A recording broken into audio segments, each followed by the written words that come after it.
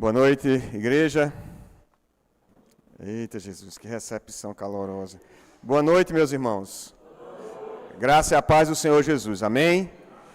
O culto público, ele tem esse caráter de reverência ao Senhor, mas ele tem um caráter participativo, em que nós trazemos com os nossos cânticos, os salmos, os hinos espirituais, com as nossas ofertas, com a nossa oração, também a nossa súplica diante do Deus vivo, Deus Todo-Poderoso.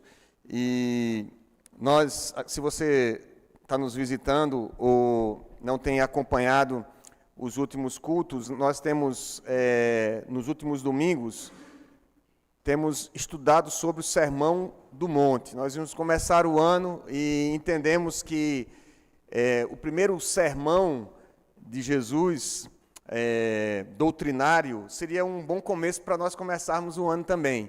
Então, nós temos visto desde Mateus capítulo 5 e hoje chegamos em Mateus capítulo 6. Não é nossa intenção nós fazemos um estudo exegético, versículo por versículo, mas nós tentamos pegar algumas perícopes ali, alguns excertos desse sermão, que vai até o capítulo 7, e vamos estar pregando até esse mês de março. Tá bom, queridos? Então, eu peço a você já para abrir a sua Bíblia no Evangelho, segundo escreveu Mateus. Aí é fácil para você encontrar, é o primeiro livro do Novo Testamento, Mateus. Enquanto você abre, assim que você abrir, você vai ver que o que nós vamos falar hoje vai ser sobre oração, nós vamos falar sobre oração e jejum.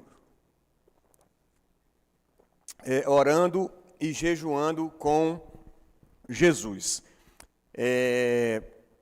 Eu queria começar citando alguns exemplos notáveis de oração ou de homens reconhecidos pela sua disciplina de oração. E pesquisando alguns deles, eu encontrei a história de John Knox, que é o pai do presbiterianismo lá na Escócia, e dizem os historiadores que John Knox os inimigos do protestantismo na Europa, especialmente na Escócia, eles temiam muito mais as orações de John Knox do que um exército de 10 mil homens, porque devido ao poder da oração desse servo do Senhor. Mas eu acho que um dos exemplos mais marcantes, eu não podia, quando eu pensei em falar sobre oração, eu pensei no exemplo deste crente fiel, servo de Deus, do século XIX, que se chama George Miller. George Miller, ele tem uma história fascinante, depois você... talvez a gente possa até estudar, né, no departamento infantil, aqui na igreja mesmo. George Miller, ele se converte e ele avisa aos pais que ele está sendo chamado para a obra, para o ministério, e o pai retira todo o auxílio do recurso para o estudo que estava dando para ele. E dizem os historiadores, os biógrafos, que naquele momento ele fez uma oração que parecia uma oração boba. Ele ajoelhou-se, orou ao Senhor, e o Senhor, naquele mesmo dia, apareceu um cidadão na porta, batendo na porta da casa dele, e sabendo da história, se prontificou a pagar os estudos de George Miller em teologia. E George Miller, ele tinha um chamado diferente. Ele é conhecido na Inglaterra por ter construído 5 grandes orfanatos, num tempo em que não havia esse direito, o ECA, o Estatuto da Criança e Adolescente, nem aqui no Brasil, nem lá na Inglaterra, um tempo de grandes transformações, e ele, na sua vida, no seu curto ministério, ele construiu esses 5 grandes orfanatos e cuidou de mais de 10.024 órfãos durante a sua vida. Ele começou em 1834, acomodando 3.600 órfãos em toda a Inglaterra, e só na população carcerária, presos, havia o dobro dessa quantidade de crianças. E diz um biógrafo chamado A.T. Pierson que 50 anos depois, já depois da morte de George Miller, o legado que ele deixou depois que Miller começou seu trabalho, pelo menos 100 mil órfãos eram atendidos somente na Inglaterra. Diz que quando o menino crescia, que ia sair do orfanato, ele entregava a Bíblia na mão, na mão esquerda, na mão direita do garoto, e entregava um pouco de dinheiro na outra mão. E disse, olha, se você não se apegar a esse livro, você não vai conseguir administrar o que tem na sua outra mão. Ame esse livro para que você possa, de fato, fazer alguma coisa com o que tem na outra mão. E diz a história que ele orou, nos valores de hoje, da moeda atual, ele orou por milhões de dólares, mas ele nunca pediu dinheiro diretamente a ninguém. E ele nunca recebeu salário nos últimos 68 anos do seu ministério. Não é palavra profética não, viu, pastor? O pastor deu um amém aqui. Mas ele confiou em Deus, era um homem de oração, confiou em Deus para colocar no coração das pessoas que lhe enviasse o que precisava. Nunca pegou um empréstimo, nunca se endividou. Nem ele, nem os seus órfãos passaram fome. Vamos ler o Evangelho de Mateus, capítulo 6. A gente vai fazer uma leitura diferente hoje. Eu vou começar lendo do versículo 5. E quando chegar no versículo 9, toda a igreja vai ler em espírito de oração, do verso 9 até o verso 13. E depois eu continuarei a leitura do verso 14 em diante. Diz assim a sagrada palavra do Senhor: E quando orardes, não sereis como os hipócritas, porque gostam de orar em pé nas sinagogas e nos cantos das praças, para serem vistos dos homens. Em verdade vos digo que eles já receberam a recompensa. Tu, porém, quando orares, entra no teu quarto e, fechada a porta, orarás a teu pai, que está em secreto. E teu pai, que vê em secreto, te recompensará. E orando, não useis de vãs repetições como os gentios, porque presumem que pelo seu muito falar serão ouvidos. Não vos assemelheis, pois, a eles, porque Deus, o vosso Pai, sabe o que tendes necessidade, antes que lhe peçais. Todos juntos, verso 9 em diante. Portanto, vós orareis assim: Pai nosso que estás nos céus, santificado seja o teu nome. Venha o teu reino. Faça-se a tua vontade, assim na terra como no céu. O pão nosso de cada dia dá-nos hoje. E perdoa-nos as nossas dívidas, assim como nós temos perdoado aos nossos devedores. Não nos deixe cair em tentação, mas livra-nos do mal, pois teu é o reino, o poder e a glória para sempre. Amém. Continuo daqui. Porque se perdoardes aos homens as suas ofensas, também vosso Pai Celeste vos perdoará. Se, porém, não perdoardes aos homens as suas ofensas, tampouco vosso Pai vos perdoará as vossas ofensas. Quando jejuardes, não vos mostreis contristados como os hipócritas, porque desfiguram o rosto com o fim de parecer aos homens que jejuam.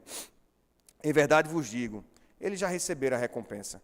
Tu, porém, quando jejuares, unge a cabeça, lava o rosto, com o fim de não parecer aos homens que jejuas, e sim ao teu Pai em secreto. E teu Pai, que vem em secreto, te recompensará. Até aqui a leitura da palavra do Senhor. Vamos orar mais uma vez. Senhor,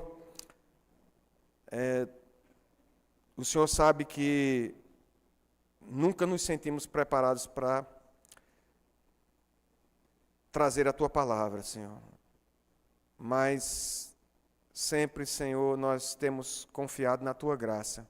Temos confiado na capacitação do Teu Santo Espírito. Temos confiado, ó Deus, no Teu poder e na Tua palavra. E, ó Deus, Tu tens nos guardado por causa do Teu grande amor, com que o Senhor tem amado o Teu povo. Pai Santo, renova sobre nós essa bênção nessa noite. Fala ao nosso coração, prepara-nos, Senhor, para ouvir a Tua palavra. Ó Deus, ministra sobre nós perdão, assim como o Senhor perdoou os nossos pecados. Venha o teu reino, Pai. Santifica o teu nome, Senhor. Glorifica o teu nome. Nos abençoa nessa noite, para honra, glória e louvor do nosso Deus e Pai, por causa da obra, dos méritos de Cristo Jesus na cruz do Calvário.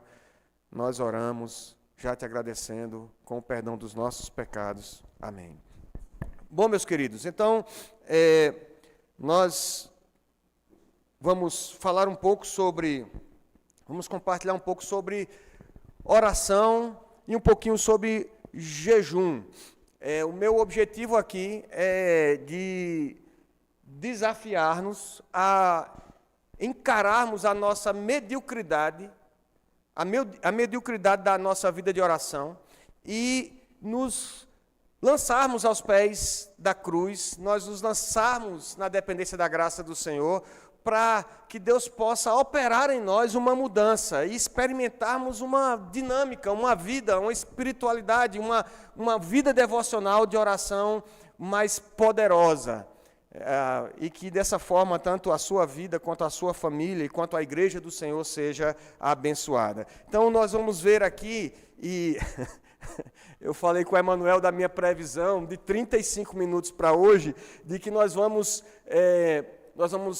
ver qual era o problema que o Senhor aparentemente ataca aqui relacionado à oração e ao jejum, aquele público que estava ouvindo. Nós vamos ver qual é o nosso problema hoje, nós vamos ver o que é que Jesus está ensinando como alternativa para esse problema, e nós vamos tentar aplicar esse ensino para nós hoje. É o sermão de 4 páginas, é o sermão de 4 pontos, e que Deus nos ajude para nós conseguirmos falar tudo aquilo que o Senhor tem reservado para essa noite. Bom, se vocês se lembram, Jesus tem ensinado o livro de Mateus, o Evangelho de Mateus, ele tem uma dinâmica muito interessante na forma como Mateus registra, pelo menos no início do livro, a história de Jesus, o nascimento de Jesus, que é muito parecido, a gente já falou disso aqui em outro momento, é muito parecido com a história de Israel.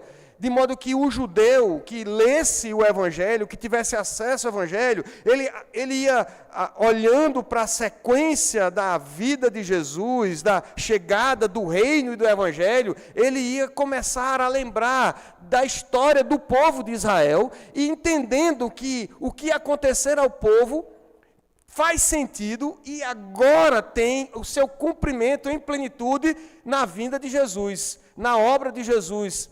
E tanto é que, se vocês perceberem lá, desde a genealogia, você tem o Jesus que ele é visitado pelos magos, pelos príncipes do Oriente, depois ele vai para o Egito, à semelhança do povo de Israel, depois ele sai do Egito e ele cresce em Nazaré, ocorre a matança das crianças, como aconteceu lá no Egito, ao povo de Israel. De lá, Jesus cresce, vai para o deserto, como o povo de Israel foi para o deserto, e aqui no deserto ele vai para o monte, como Moisés subiu no monte, depois do povo sair do Egito, Moisés foi ao monte receber a lei. Aqui não é a lei que Jesus está recebendo, mas ele está aplicando essa lei à realidade do Evangelho. Ele está trazendo o Evangelho e ensinando a própria lei. É por isso que nós vimos nas semanas anteriores, nós ouvimos sobre as bem-aventuranças. O pastor Flávio pregou aqui no último domingo sobre o mandamento de amar ao próximo como a si mesmo e não se vingar, e foi esse o tema do sermão do domingo passado. E agora, Jesus, uma vez que falou sobre amar o próximo, Jesus então começa a falar sobre o cuidado com as obras. Já que você Jesus está falando de amar o outro como a si mesmo, pode ser que na tentativa de exercer esse mandamento, de cumprir esse mandamento, haja algumas distorções. Jesus começa a tentar advertir aqueles homens, aqueles discípulos, sobre essa motivação que o coração pecaminoso pode tomar, na medida em que estejam tentando cumprir esses mandamentos. E então ele vai falar sobre o cuidado em relação às obras. e o capítulo 6, que nós não lemos o início, mas ele fala exatamente disso. E se estende durante todo esse texto que nós lemos, o princípio de guardar-se, de exercer a justiça para aparecer para os homens. E assim começa o capítulo 6, acompanhe na sua Bíblia, mantenha a sua Bíblia aberta. Guardai-vos de exercer a vossa justiça diante dos homens, com o fim de serdes vistos por eles. De outra sorte, não tereis galardão junto ao vosso Pai que está nos céus. E ele começa a advertir sobre esse fazer as obras, inicialmente sobre o dar esmolas. E ele diz, olha, quando você der esmola, quando você for dar esmolas para aqueles que mais precisam, não toques trombeta diante de ti, diz o versículo 2, como fazem os hipócritas nas sinagogas e nas ruas para serem glorificados. E parece que era um costume antigo, em que certas pessoas, para ajudar os mais necessitados, eles tocavam trombetas. Disse que era para chamar aqueles que mais necessitavam para receberem os donativos. Mas, na verdade, virou uma forma de autopromoção, de mostrar que se estava fazendo a caridade para as pessoas, ajudando os outros. Jesus disse, olha, quando vocês forem fazer, não precisa tocar trombeta, não precisa fazer, e guardem o coração de vocês, para vocês não fazerem, para serem glorificados pelos homens, porque eu digo que eles já receberam a recompensa. Esse é o princípio que vai nortear a questão da oração, também do jejum. A motivação derivada do orgulho, do egoísmo, deve também ser combatida quando nós vamos tratar da nossa prática de espiritualidade, da nossa vida devocional, da nossa vida de oração, da disciplina do jejum e da nossa consagração ao Senhor. É interessante notar também, e já dando um spoiler da próxima semana, não sei quem vai pregar, não me lembro quem está na escala,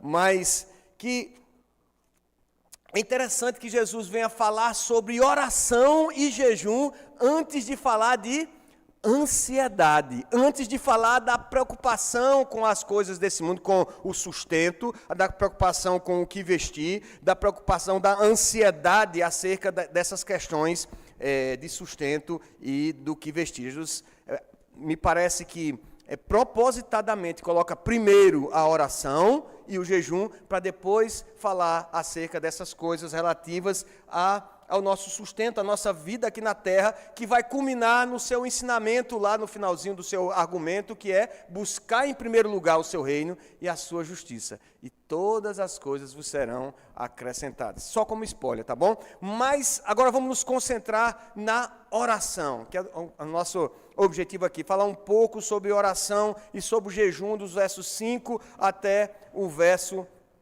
18, que nós lemos. Primeiro, qual parece ser o problema dos judeus, que podia estar refletido ali naquelas pessoas que estavam no monte? Imagina, Jesus está ensinando, os discípulos estão ali cooperando talvez na organização, na diaconia, na ordem ali do sermão e tal, então aquele povo sentado na relva, e Jesus está ensinando aos discípulos, e ele parece querer... Primeiro deles é a hipocrisia. E quando orardes, não sereis como os hipócritas. E hipócrita, a palavra hipócrita, ela surge lá do teatro, ela vem lá do teatro grego, e que as pessoas usavam máscaras para fazer seus personagens. Então você tinha duas caras, você era uma pessoa e depois você usava uma máscara para mostrar que era outra pessoa. E Jesus disse, olha, não seja como hipócrita, não seja ator na hora de estar orando, não faça isso. Não façam como os hipócritas, porque gostam de orar em pé nas sinagogas e nos cantos das praças para serem vistos dos homens. Ok. Jesus não está proibindo a oração em público, porque senão o nosso culto não teria oração pública. A gente ia ter somente cada um a sua oração particular. Mas aqui é a intenção do hipócrita de transparecer algo quando está em público, que na verdade não é o que está no seu coração. trazer uma falsa realidade, uma falsa impressão, uma falsa espiritualidade. E a gente veja que uma coisa tão preciosa que é a oração para a vida daquele que teme ao Senhor, mesmo isso, o nosso coração pecaminoso quer distorcer a motivação. E nós precisamos vigiar o nosso coração, mesmo quando estamos orando. E principalmente se você estiver pegando o microfone, principalmente quando estiver em público, precisa vigiar o seu coração. Mas em nenhuma hipótese é uma proibição para se orar em público. Os escribas e fariseus eram culpados dessa falha, de fazer longas orações, de fazerem orações para serem vistos pelos homens. Esse é um outro problema que Jesus parece atacar aqui, em relação à oração, para os discípulos ali, para aquele povo que está ouvindo o seu sermão, de que orar para ser visto pelos homens. O desejo de ser visto e notado pela forma que ora e que jejua. Aqui ele vai falar sobre oração e mais à frente nós lemos, versículo 16 em diante, aqueles que jejuavam. Então ele jejuava, ele deixava a barba por fazer. Hoje eu fiz a barba para pregar, para ser coerente com a mensagem. Eu disse, estou atrasado, mas eu vou fazer a barba, porque senão vai chegar lá, ele está falando de jejum e parece que ele jejuou hoje, que ele está todo acabadão. Então já, preparei-me para o sermão. Mas os que jejuavam vestiam roupas velhas, não cuidavam da imagem, para todo mundo olhar para aquele homem, para aquela mulher e dizer assim, olha, ali, olha, é piedoso, olha, está ali, dedicando-se em jejum, olha a cara de fome do coitado, da coitada.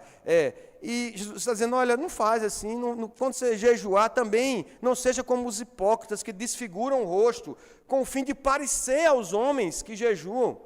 Em verdade vos digo que eles já receberam a sua recompensa. Faziam também longas orações,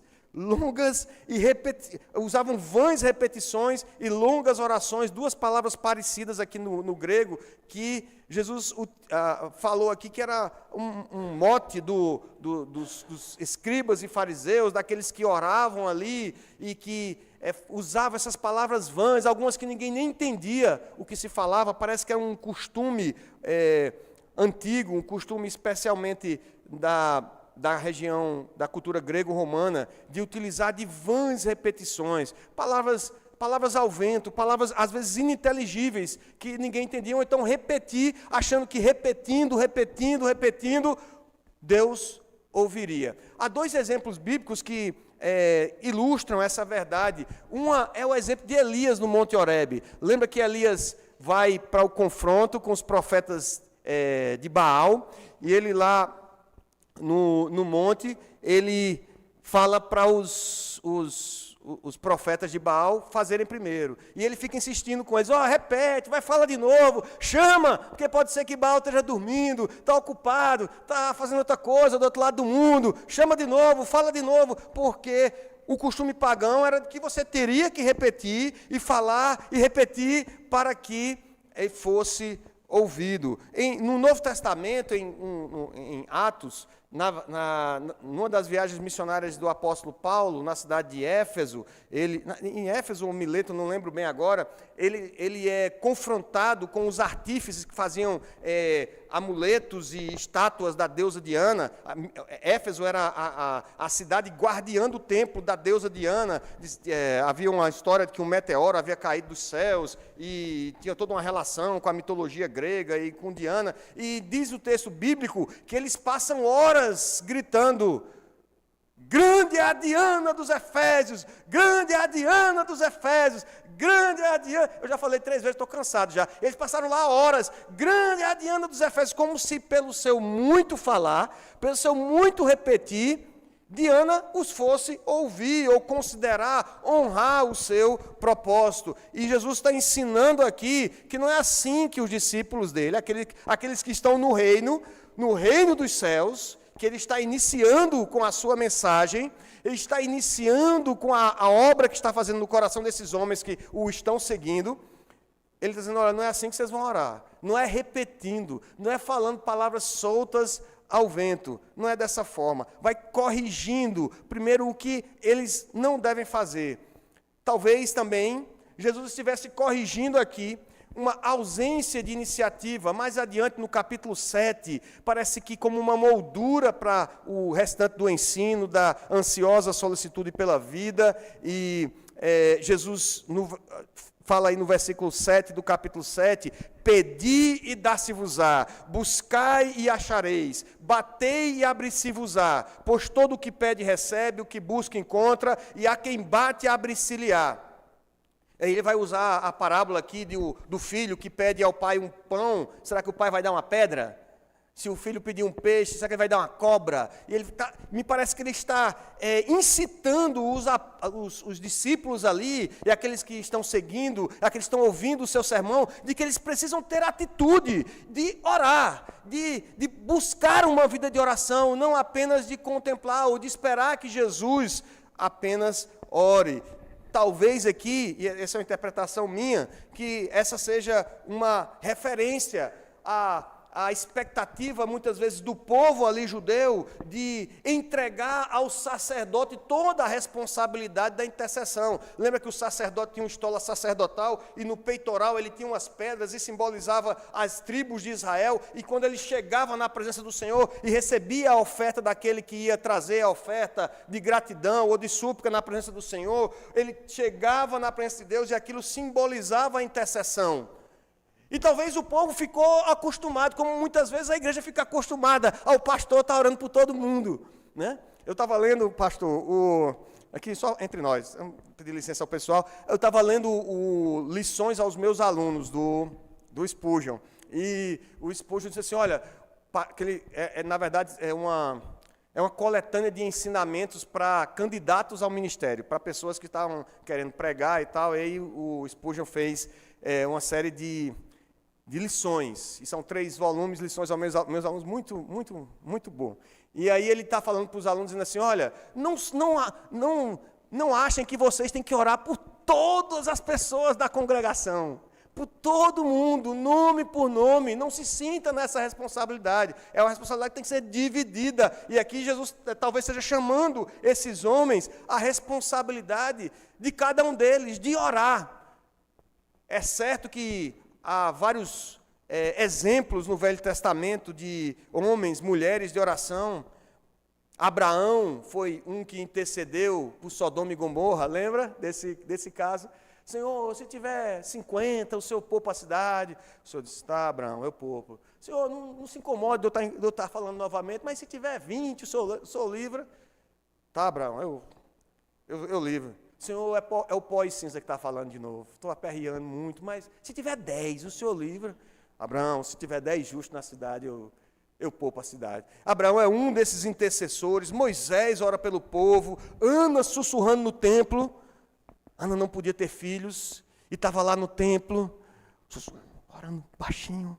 Lá, como você muitas vezes faz quando chega na igreja e faz sua oração, deve pelo menos fazer sua oração, entregando esse culto ao Senhor, sua vida, pedindo perdão pelos seus pecados. E Ana está lá, e ali pensa que ela está bêbada. Mulher, uma hora dessa, tu está desse jeito,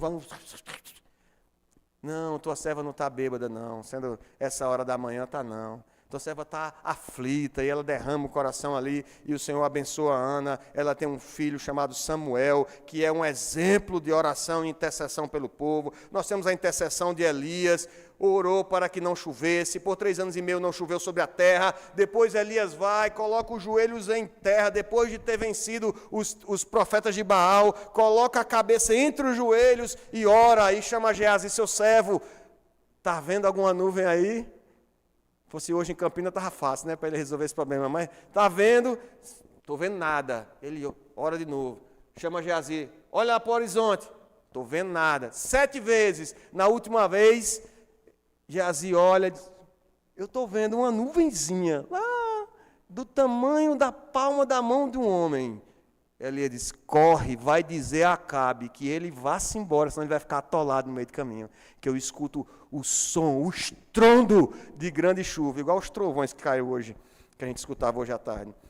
Elias é um exemplo, Esdras, Neemias intercedendo pelo povo, as orações de Asaf e de Davi no Salmo, são todos exemplos que nós temos de orações, de intercessão, mas de alguma forma nós, muitas vezes, e esse talvez fosse o problema também daqueles que estavam ouvindo aquela palavra, aquele doutrinamento, de que isso fosse algo reservado para algumas pessoas e que não todos pudessem orar.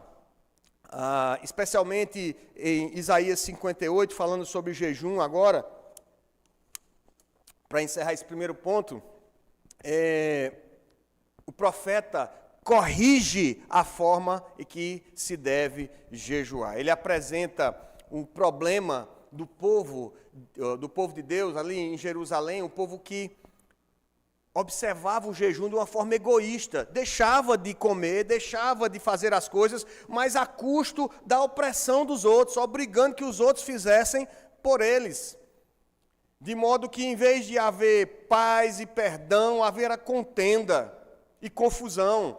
E Deus disse, olha, esse não é o jejum que eu estou esperando de vocês, esse não é o jejum que eu aceito, essa não é a disciplina espiritual que vem do coração para a consagração do povo. Então, esses eram os problemas que nós vemos aqui, atacados aqui pelo ensino de Jesus para os discípulos e para aqueles ouvintes aqui, quando Jesus esteve entre nós aqui no Sermão do Monte. Mas qual é o nosso problema em relação à oração? Ouvindo os problemas que nós ouvimos, será que nossos problemas em relação ao jejum e oração são semelhantes?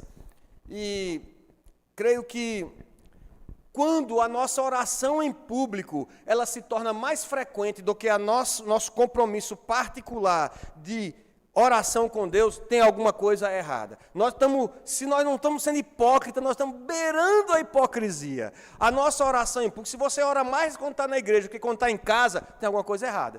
Porque você está vindo para a igreja no domingo, talvez na reunião da UPH e SAF no sábado, né? E não é toda semana que tem, você está vindo, vamos dizer que você venha na reunião de oração, vamos dizer, com a graça do Senhor, você vem 3 vezes na semana, e você ora mais aqui do que no secreto do seu quarto, do que na sua intimidade, então, essa oração é uma oração hipócrita. Porque ela não nasce de um coração que está constantemente aos pés do Senhor, que tem na oração a sua forma de comunicação, de contato, de intimidade com Deus. Spurgeon, falando aos seus alunos, ele diz assim, o quarto é o melhor gabinete de trabalho. Os comentadores, eles falando de quando você senta para ler, porque às vezes a gente diz, não, eu não leio a palavra porque eu não entendo. Você olha para esse livro e você entende que isso aqui não é qualquer livro que você vai ler, não é um romance, não é uma história qualquer. Essa é a palavra do Deus vivo, que criou todas as coisas, que existe de eternidade a eternidade, é inspirada pelo Espírito Santo de Deus, mesmo tendo sido escrita com milhares de anos de diferença, por 40 homens diferentes, ela é toda coerente e ela diz uma única mensagem. Isso não pode ser lido de qualquer jeito. Você tem que chegar diante desse livro e se prostrar diante do Deus vivo e pedir iluminação, e pedir que Ele oriente, e pedir que Ele fale ao seu coração e experimentar, sim, a palavra do Senhor sendo falada ao seu coração. E aí Spurgeon diz que ler comentários, os comentadores são bons instrutores, mas o próprio autor é muito melhor. E a oração faz um apelo direto ao autor. E o alista em nossa causa. Então, nós precisamos orar, meus irmãos. Nós precisamos orar na intimidade do nosso quarto. Nós precisamos orar junto com a nossa família. Nós precisamos nos dobrar quando ninguém está vendo, nem a nossa família está vendo. Nós precisamos dobrar os nossos joelhos e orarmos. Ou então nós vamos nos contentar com a recompensa que Jesus está dizendo aqui, que era a recompensa desses homens que oravam para ser vistos. Percebe que ele diz, olha, eles oram para ser vistos pelos homens, eles já receberam a recompensa deles. Qual foi a recompensa deles? Ser visto pelos homens. Se o que ele queria era ser visto, ser ouvido pelos outros, eles receberam a sua recompensa. É essa toda a recompensa que você espera da oração.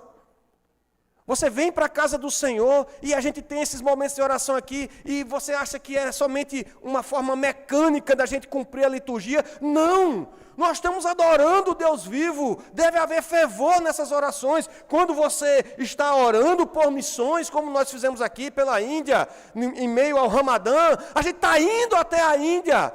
E espiritualmente falando, nós estamos combatendo as hostes espirituais do diabo, dos demônios, principados e potestades que existem naquele lugar. Você está ciente disso? É isso que nós fazemos quando oramos.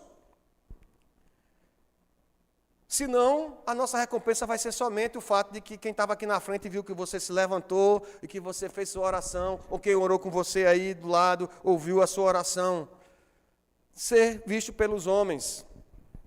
Talvez o nosso erro também seja trazendo para nós a presunção de que Deus ouve por causa da quantidade de vezes que nós oramos. Ou talvez por causa das nossas obras, que eu tenho feito tudo certinho. Eu estou dando dízimo, eu me matriculei na escola bíblica dominical, nem matrícula a gente tem. Aí eu, sei lá, eu vou cantar no coral, eu estou fazendo tudo certinho.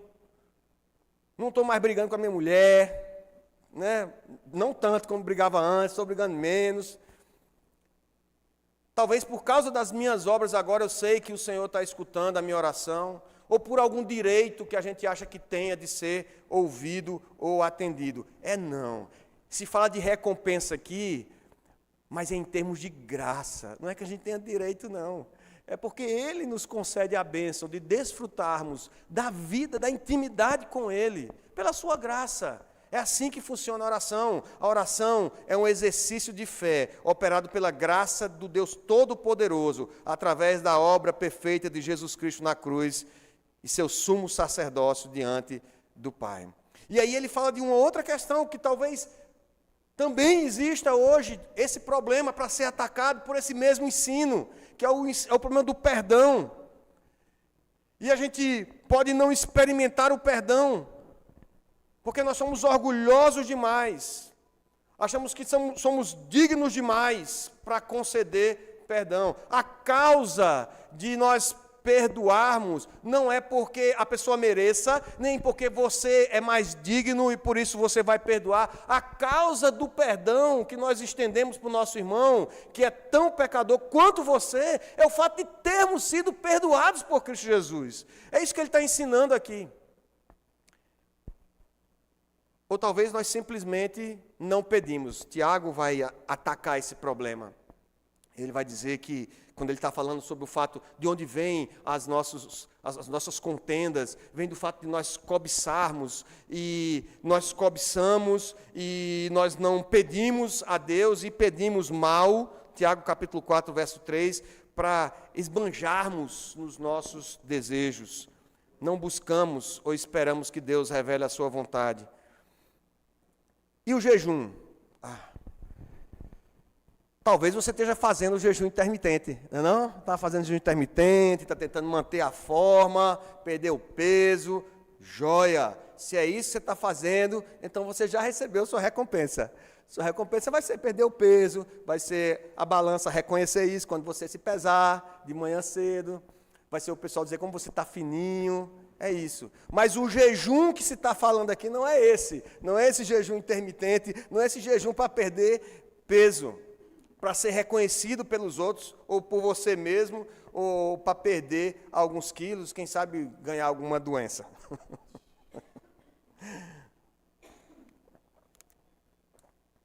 Nós vimos os problemas relacionados à oração e jejum para o povo a que foi escrito o Evangelho. Nós vimos os problemas de oração e jejum para os nossos dias hoje. Agora, qual o ensino que Jesus traz como alternativa para os discípulos acerca da oração e do jejum?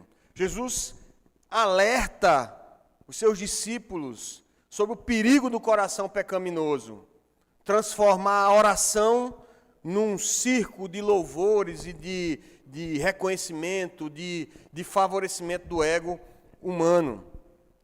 É certo, é dado como certo, primeiro, que o discípulo de Cristo ore. Repare que quando Jesus começa a ensinar aqui, ele não ensina como Paulo ensinou em 1 Tessalonicenses 5. Em 1 Tessalonicenses 5, 1 Tessalonicenses 5, Paulo ensina, traz 3 imperativos, 3 ordens.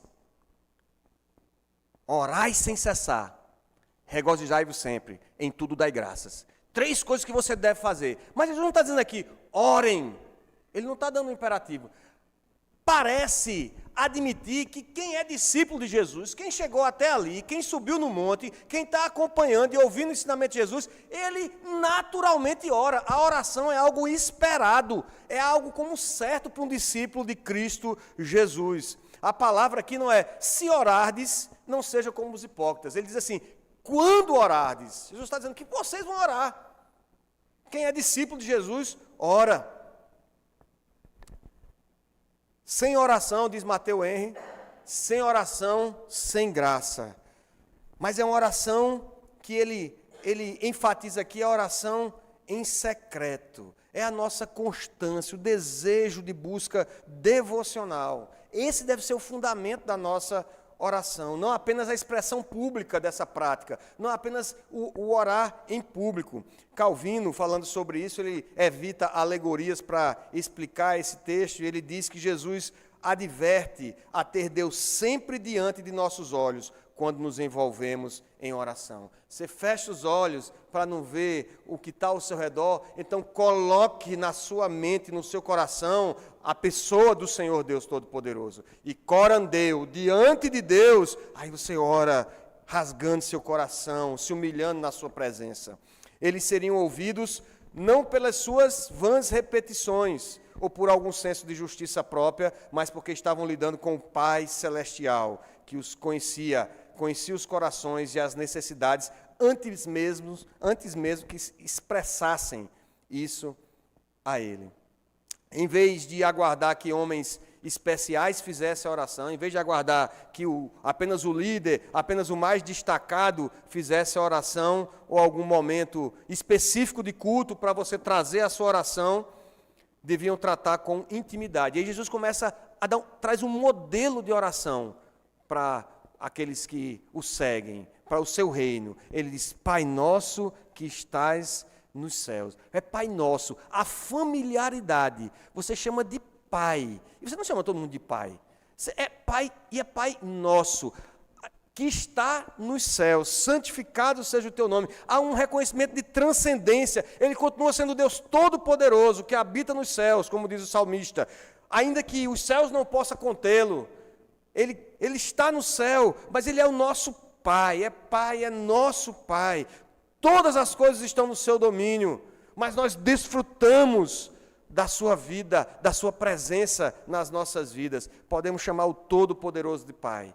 É familiaridade reverente. É um comentarista, um escritor chamado Teodoro, falando sobre Lutero. Ele diz que escutou Lutero uma vez orando. Ele diz, escutei-o em oração, mas, bom Deus, com que vida e com que espírito ele orava. Era com tanta reverência, como se estivesse falando com Deus, porém com tão confiante liberdade, como se estivesse falando com um amigo. É Pai nosso que estás no céu, santificado seja o teu nome. Veja que nessa oração, Pai nosso, há 6 pedidos aqui. O que quer dizer que a oração não é só adoração, não é só exaltação da majestade de Deus, é pedir também. Nós precisamos pedir também, nós temos espaço, nós temos abertura, ousadia para pedir na presença do Senhor. Era isso que os discípulos tinham que aprender a fazer por meio de Cristo, que estava presente ali, mas eles aprenderiam que através do nome do Senhor eles trariam a sua súplica diante do trono do Senhor. 3 desses pedidos se relacionavam mais a Deus e sua honra, e 3 relacionados às preocupações aqui, tanto temporais quanto espirituais. Santificado seja o teu nome. Santificar o nome de Deus. Nós, quando oramos, nós temos que pensar na glória de Deus, em glorificar a Deus, dar a glória devida ao seu nome, tributar reverência e glória, não tratar o nome de Deus com zombaria. E às vezes a gente brinca, a gente ri com piadas com o nome de Deus, levando o nome de Deus na chacota. De Deus não se zomba. Venha o teu reino, faça-se a tua vontade. O reino dos céus estava se iniciando na vida dos discípulos, com a destituição do velho homem, o novo nascimento em seus corações, e se estende até a consumação do reino no último dia, com o banimento dos inimigos do reino ao inferno. Então, orar, faça-se a sua vontade, é pedir que os decretos de Deus e a sua vontade sejam estabelecidas e que todos os homens se dobrem a ela. Eles poderiam e deveriam pedir pelo sustento. Ele diz: o pão nosso de cada dia dá-nos hoje. O pão de cada dia revela reconhecimento que tudo que nós temos vem da mão do Senhor. Nós dependemos dele, nós dependemos da sua providência cada dia. É o Senhor que nos capacita, que nos dá inteligência, que nos dá saúde, que nos dá força, que provê o sustento de hoje, independente se é abundante ou não. O pão é nosso, não por direito, não é pão nosso porque é nosso, eu tenho direito a esse pão de cada dia, não por direito, mas porque o Pai Celeste nos concede livremente para suprimento de nossas necessidades. Jesus ensina então aos seus discípulos o que parece que adquirimos por nossas próprias forças, na verdade, é um presente dele, é graça do Senhor, é fruto da sua graça. Os discípulos, então, precisavam do perdão do Senhor, porque esse perdão é que nos capacita para perdoar as outras pessoas, estender esse perdão. De igual modo, o reino dos céus é inaugurado com a vida do Cristo. O jejum, essa consagração que os discípulos já conheciam, era prática dos judeus, não é reprovada por Cristo aqui, ele ensina também sobre o jejum, eles deveriam observar com os olhos voltados para Deus. E por fim, meus irmãos, a nossa vida de oração e jejum em Cristo. Nós vimos os problemas atacados ali no sermão, nós vimos os problemas hoje, nós vimos o ensino de Jesus acerca da oração para aqueles discípulos e para nós hoje. Vamos aplicar um pouco esse ensino para as nossas vidas, esse ensino sobre jejum e oração em Cristo. Se um homem ora sozinho ou na presença de outros, ele deve ter os mesmos sentimentos, como se estivesse trancado em seu quarto e não tivesse outro testemunho além de Deus. Não importa a quantidade de pessoas, não importa se é em pé, se é de joelhos, não importa o local onde você está, se é numa rodoviária, na praça pública, se é no seu quarto, o sentimento deve ser o mesmo, como se tivesse você e Deus na presença do Altíssimo. E aí eu não posso deixar de falar, meus irmãos, que quando eu olho, quarta-feira eu estive pregando aqui na reunião de oração. E aí, quando eu estava preparando, eu pensei nisso, né? Eu lembrei da reunião de oração aqui, e quando eu vejo as cadeiras vazias na reunião de oração, aí eu só posso pensar em duas hipóteses. Ou nós estamos realmente priorizando a oração particular em casa, no secreto do quarto, e a gente prioriza tanto que a gente nem vem orar aqui na igreja, ou, de fato, nós estamos retornando ao pensamento antigo, do erro de achar de que a oração era algo para determinadas pessoas. É para as irmãs da SAF que oram e tal, para Simone, mulher de oração, é para o pastor Flávio, que afinal de contas tem que interceder por todo mundo, é para os presbíteros. E aí eu pensando sobre o que é de fato oração e fazendo uma autoanálise, eu pensei cá comigo, eu não sou muito bom em amizades. Eu confesso que aos irmãos, a minha fraqueza, eu não sou muito bom de amizade. Tem acho que é um salmo que diz assim que o homem de muitos amigos sai perdendo, né? Mas há amigos mais chegados que irmãos, isso aí. Eu acho que eu sou um desses caras que o salmista está falando. Não sou bom de amizades, eu confesso. Talvez seja uma coisa cultural. Olha, me desculpa, eu já arrumando aqui a minha zona de conforto na minha consciência. Talvez seja uma coisa cultural do homem ocidental, de não ligar para saber como é que estão, de não saber cultivar amizade de fato, né? A gente só sabe se encontrar para jogar bola e está tudo bem. E amizade verdadeira dá trabalho. Você tem que procurar saber como está, você precisa ter tempo, ter recurso para ajudar, você precisa ter ouvido para ouvir. É bom ter alguém para falar sobre o trabalho, sobre o casamento, sobre o ministério.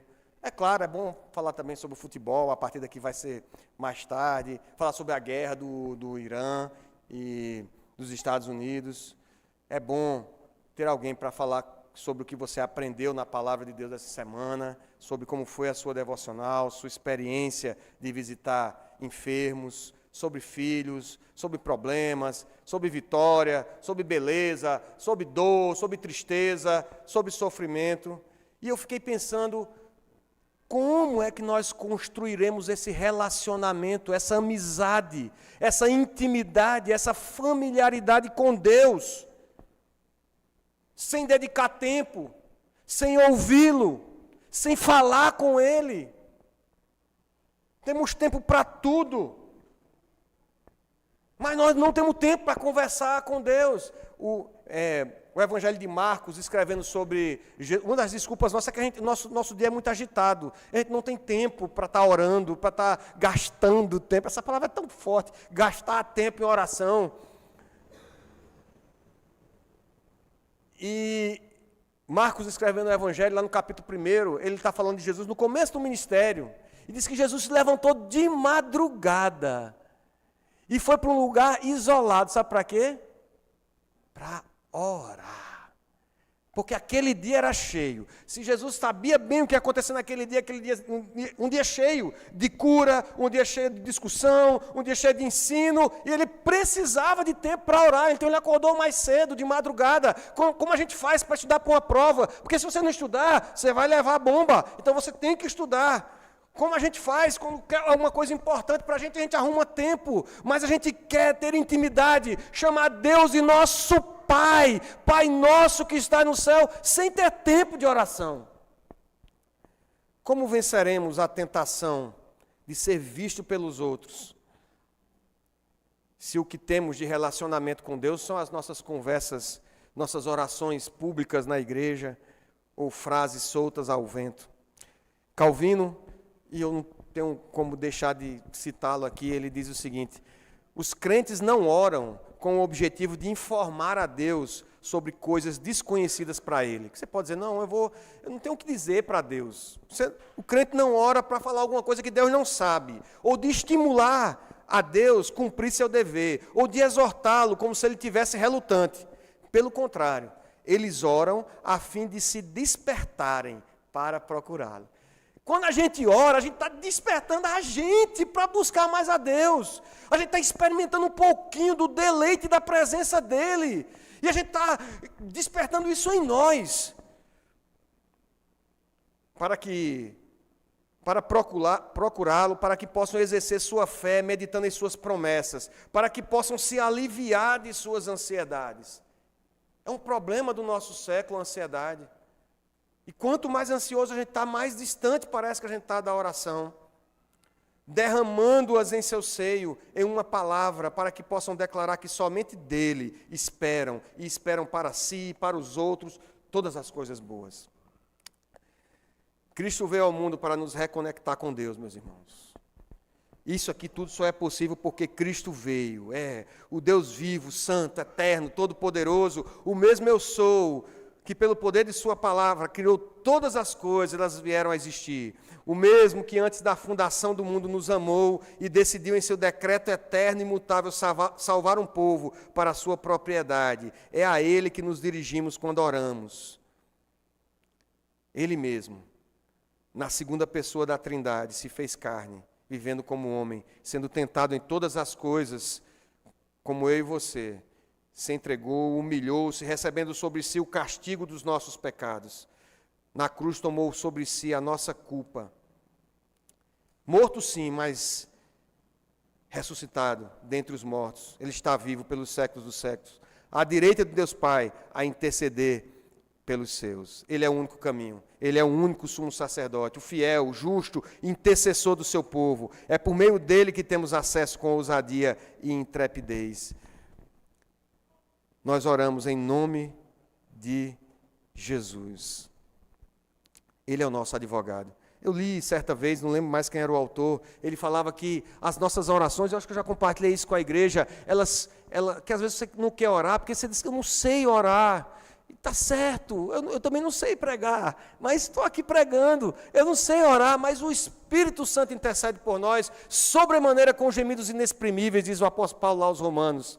A sua oração, ela é traduzida de português para linguagem espiritual de gemido do Espírito Santo. Eu não sei como é que é esse negócio, mas quando você ora, você está orando pela cura de sua mãe, você está orando pelo emprego do seu conhecido, você está orando pelos irmãos lá na Índia. Quando a gente ora, nessa nossa natureza caída, às vezes a gente fala e a nossa oração não sai como devia.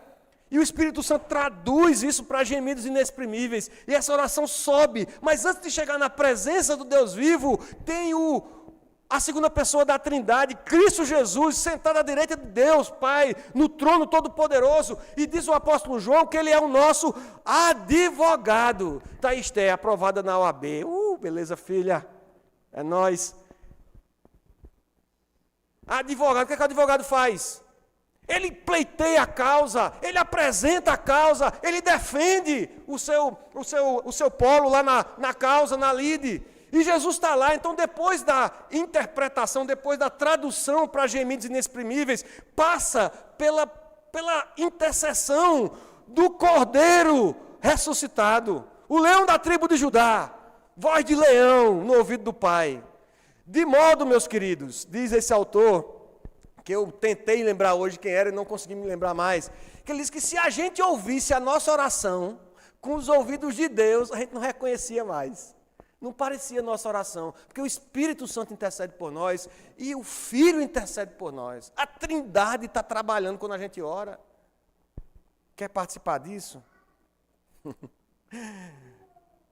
Você talvez tenha pedido cura da enfermidade. E o Senhor lhe deu um coração puro, inabalável, fortaleza em meio ao sofrimento, testemunho de expectativa de eternidade. Você pediu um emprego, o Senhor lhe deu outro, que você não queria, mas que nesse você pode testemunhar do seu amor. Você pediu a Deus para viajar. Aí o Senhor colocou no seu coração para você interceder pela Índia, ou para contribuir com o ministério do Carmo, lá na Missão Novas Tribos, na região amazônica, ou do reverendo Ricardo Guedes, na região amazônica, da família Bovo, lá na Itália. E você está viajando com a palavra do Senhor, com a palavra de oração, intercedendo por eles, levando o reino de Deus aos lugares mais longínquos. Oi, Tiel, quer dizer então que não vai ser do jeito que eu quero? Não vai ser do jeito que o seu coração deseja na maioria das vezes, porque o que o nosso coração deseja é o louvor dos homens. É que todo mundo veja a sua fotinha no Instagram e tal, e diga, que coisa linda.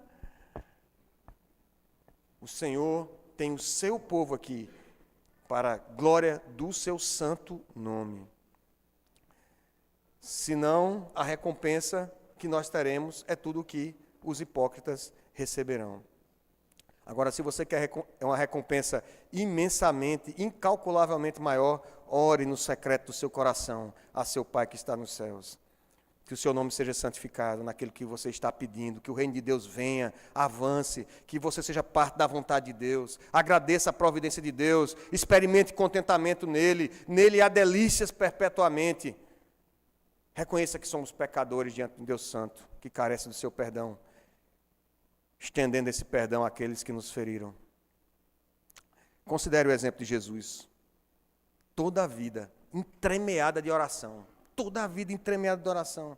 Nossa desculpa é a vida agitada. Ele levantava de madrugada, ia para lugar deserto, orar. Passava as primeiras horas do dia renovando suas forças. Estava lá os discípulos no meio do mar, tempestade. Jesus estava onde? No monte. Orou de manhã, orou de noite para fechar com chave de ouro o dia. E vem andando sobre as águas para livrar os seus, ainda que seja na quarta vigília da noite. O tempo todo orando, até o aproximar da cruz. Leva seus discípulos, Getsêmani, suando sangue, orando, até mesmo na cruz. Pai, perdoa-lhes, porque não sabem o que fazem. Ele está orando, Senhor, Pai, por que me abandonaste? O Senhor está orando o tempo todo, o Senhor Jesus ora. Mesmo quando a ira de Deus é despejada sobre o Filho de Deus, não lhe faltou disposição para orar. De igual modo, queridos, eu quero desafiar você a jejuar. Humilhar a sua alma. Matthew Henry fala que o jejum é humilhar a sua alma. Quer uma recompensa maior, com peso de eternidade? Eu convido você essa semana a se alimentar da palavra de Deus, se alimentar da oração, com a mesma fome que você tem por comida, talvez com a mesma fome que você tem pelas redes sociais. Não consegue viver sem o Instagram, sem o WhatsApp. Com esse mesmo desejo, busca a palavra do Senhor, sem conseguir viver sem Ele, sem ela.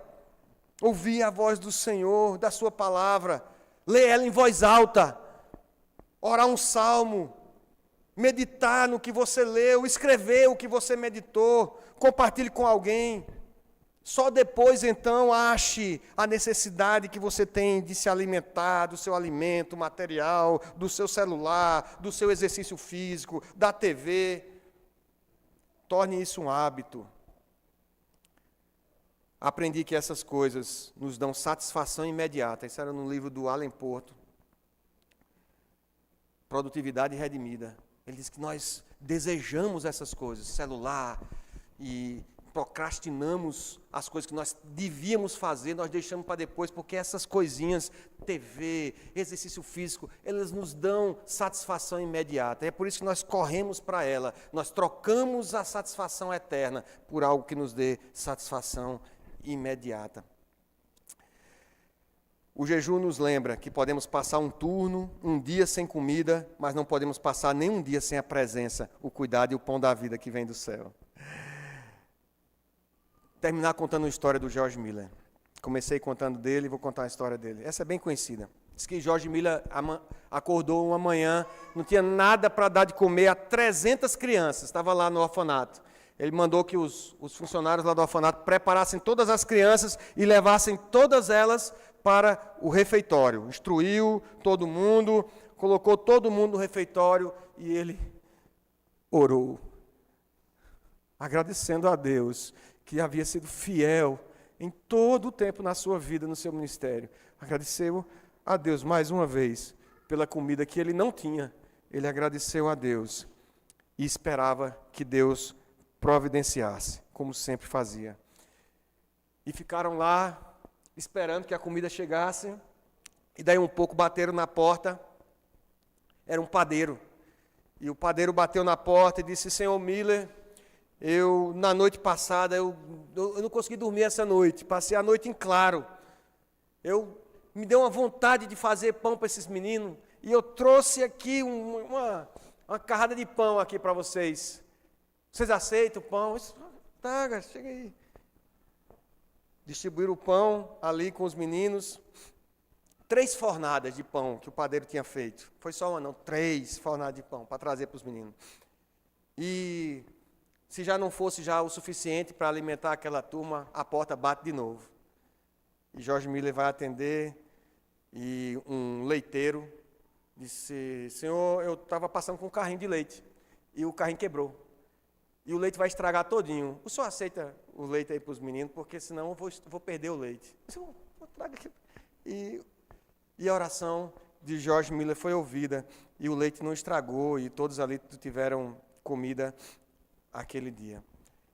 Vamos orar, meus irmãos? Feche seus olhos e vamos orar.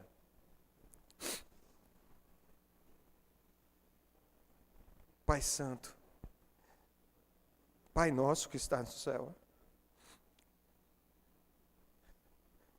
santificado seja o teu nome. Venha a nós o teu reino, Senhor, e seja feita a tua vontade, assim na terra como nos céus. Pai, é verdade, nós não sabemos orar como convém, e nós desfrutamos muito pouco daquilo que o Senhor tem para nós, porque nós oramos muito pouco, por causa da mediocridade da nossa vida de oração, Senhor. Nós temos desfrutado, nos deleitado pouco em Ti. Nós temos um testemunho pífio. Tem misericórdia de nós, Senhor. Tem misericórdia de nós. Tem misericórdia da Tua igreja. Tem misericórdia do Teu povo. Concede-nos pela Tua graça, Senhor, a bênção de podermos ser impactados pelo sacrifício de Cristo Jesus. Ele, sendo Deus, se fez carne, e em todo o tempo que esteve aqui, esteve intercedendo, esteve orando, esteve buscando a presença do Pai. Ó Pai, que possamos segui-lo nesse propósito também, em orarmos em todo o tempo, em termos um espírito de oração, o desejo de Te buscarmos, de falar no secreto do nosso quarto, com o coração, ó Deus, humilhado na Tua presença. Que nessa semana, Pai, possamos buscar mais intimidade e familiaridade contigo, que possamos meditar na Tua palavra e Te buscar mais do que qualquer outra coisa. E se o Senhor for servido em continuar abençoando esse pequeno rebanho, Senhor, da Tua igreja, que o Senhor possa nos dar aqui a graça de testemunharmos da bênção, Senhor, que o Senhor há de fazer ao responder às nossas orações. Para a glória do Teu nome, para a honra e glória do Senhor, que vive e reina pelos séculos dos séculos, nós oramos agradecidos ao Pai, ao Filho e ao Santo Espírito de Deus. Amém.